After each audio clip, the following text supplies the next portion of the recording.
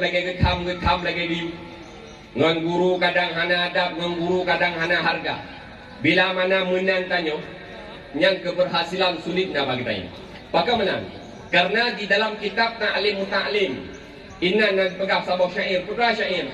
Ma wasala man wasala illa bihormah. Hana sukseslah urung-urung yang telah sukses kecuali kesuksesan mereka dilatar belakangi karena mereka menghargai para guru-guru mereka.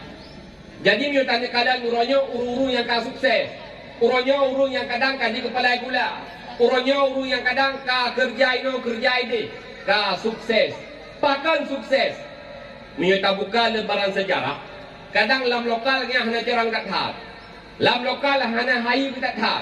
Bahkan kadang murid paling bangai, murid paling bodoh, namun bahkan sukses lantaran gure mangat hati kepada gurunya, gure mangat hati kepada muridnya, sehingga hati gure mangat mudah ilmu oleh para ini.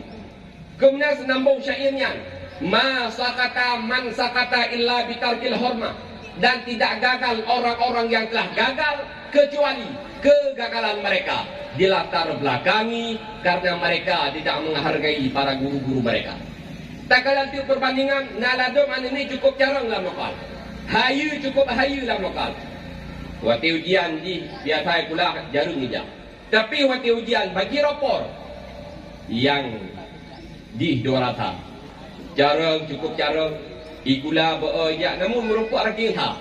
Waktu ujung tak kala yang jarangnya di masyarakat kadang hanya pakai urung kadang hanya gebohyum ke dipakai efek ngangure bunuh hanayu.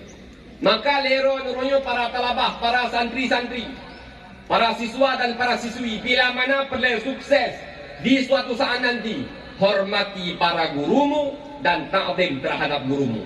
Bila mana roh nurunyo ta'zim ke gure, no hormati gure, walaupun bangai ni tak hat, ek yu kadang jampu ek nyung yang bangai.